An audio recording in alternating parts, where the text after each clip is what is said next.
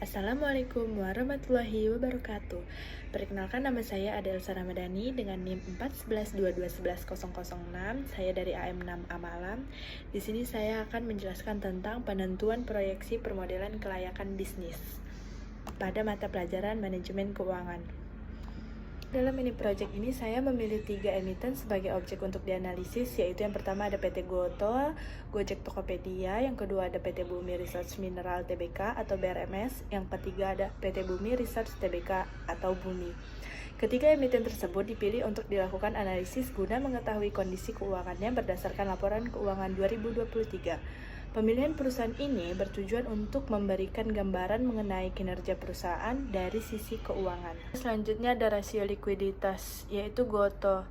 Rasio current dan quick sama tinggi, yaitu 2,62, menunjukkan likuiditas yang sangat baik dan struktur aset lancar yang solid. Cash ratio juga tinggi 1,96, menandakan Goto memiliki kas cukup besar untuk memenuhi kewajiban jangka pendek tanpa menjual aset lainnya. Selanjutnya ada BRMS, yaitu current ratio 1,73 dan quick ratio 1,67. Ini tergolong cukup sehat, tapi cash ratio sangat rendah, yaitu 0,05. Artinya likuiditas BRMS cukup bergantung pada piutang dan persediaan, dengan cadangan kas yang minim. Selanjutnya ada Bumi. Likuiditas terlemah di antara ketiganya dengan current ratio 0,83 dan quick ratio 0,81, di bawah 1, menandakan potensi kesulitan memenuhi kewajiban jangka pendek. Cash ratio hanya 0,09 menunjukkan keterbatasan kas yang serius. Yaitu analisanya Goto profitabilitas sangat tinggi. Ini mencerminkan kerugian besar dibandingkan aset dan ekuitasnya, serta ketidakefisienan dalam menghasilkan laba dari pendapatan. Lalu ada BRMS, menunjukkan profitabilitas solid. Meski ROA dan ROE masih rendah, NPM tinggi menandakan efisiensi laba dari pendapatan sangat baik. Selanjutnya ada Bumi. Profitabilitas rendah namun positif. Meskipun tipis, perusahaan tetap mencetak laba dan mampu menghasilkan keuntungan dari pendapatan serta modal yang tersedia. Baiklah, selanjutnya ada rasio pasar. Yang pertama ada Goto. EPS negatif menunjukkan perusahaan merugi. PER tidak bermakna karena laba negatif.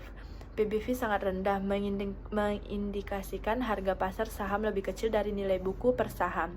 Bisa menandakan undervalued atau kurangnya kepercayaan investor. Kesimpulannya, investor cenderung berhati-hati karena belum mencetak laba.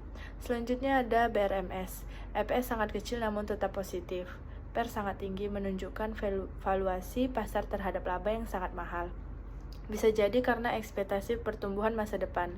PBV juga tinggi, artinya saham dihargai lebih mahal dibandingkan nilai bukunya. BRMS dinilai pasar sangat optimis meski laba belum besar. Potensi spekulatif tinggi. Selanjutnya ada Bumi. EPS lebih kecil dibandingkan BRMS, menunjukkan kinerja laba yang masih lemah. PER tinggi menunjukkan investor tetap membayar mahal per unit laba. PBV juga tinggi, mirip dengan BRMS, mengindikasikan ekspektasi atau sentimen positif dari investor. Meski laba kecil, investor memilih potensi jangka panjang. Selanjutnya saya akan menganalisa teknikal sederhana per 20 Juni 2025. Harga BRMS saat ini berada di bawah MA9, menandakan tren jangka pendek melemah. Penurunan ini merupakan sinyal teknikal bearish setelah fase kenaikan kuat. Selama harga belum kembali menembus MA9, investor sebaiknya menahan diri untuk membeli dan memantau support di area 400 hingga 390 rupiah. Jika harga kembali naik di atas MA9, disertai volume sinyal, beli bisa muncul kembali. Selanjutnya saya akan menganalisa ini selama harga belum kembali naik di atas MA9. Sebaiknya investor berhati-hati untuk masuk posisi pembeli dan memperhatikan support di area 115 hingga 110 rupiah. Jika harga kembali naik menembus MA9 dengan volume yang meningkat, maka bisa muncul kembali sinyal beli. Selanjutnya, selama harga belum menembus kembali MA9 dari bawah, investor disarankan untuk wait and see, tidak masuk dulu ke pasar. Pantau support terdekat di kisaran 56 hingga 84 rupiah sebagai batas bawah yang berpotensi menahan penurunan. Baiklah, berikut ini saya akan menjelaskan tentang rangkuman portofolio saham dengan pergerakan harga masif. Di sini ada emiten BRMS, Bumi, Gotoh dengan harga awal masing-masing 530, 140, dan 74. Harga penutupannya ada di 414 untuk BRMS, 120 untuk Bumi, dan 59 untuk Gotoh. Perubahan harganya ini ada di plus 21,9% untuk BRMS dan minus 14,3% untuk Bumi, dan untuk Gotoh di minus 20,3%.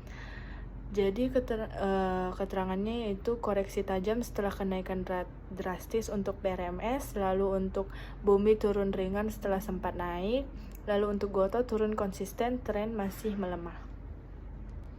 Selanjutnya ada alokasi portofolio berdasarkan bulan Juni 2025. BRMS dan Gotoh sama-sama mengalami penurunan drastis di bulan Juni, namun BRMS masih menyimpan potensi rebound. Bumi adalah saham paling stabil dari ketiganya, cocok untuk diversifikasi defensif.